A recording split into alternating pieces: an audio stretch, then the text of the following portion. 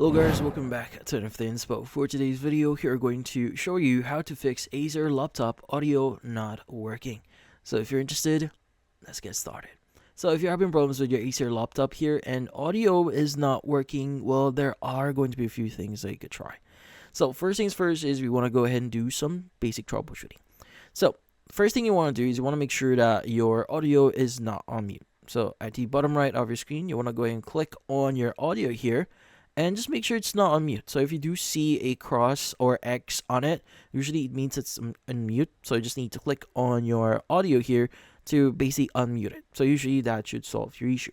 But if that doesn't solve your issue, another thing that you need to check here is going to be your mixer. So what you need to do is you want to go to the bottom right click on it, or right click on it, and you want to open a volume mixer. Now from here, you should see a bunch of apps here. So for example, if you're listening from your Google Chrome or Discord here and not hearing from anything, what you need to do is you need to make sure that it's not on mute, like the same thing that we did before.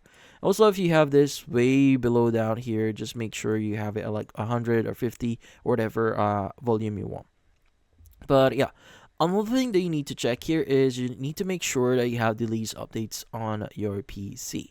So in this case, you want to go to your Windows, just type in update, open up, check for updates, and in here, what we need to do is you just need to basically update your PC. Now, if you do see the option here to check for updates or click on install all or download updates, go ahead and do that.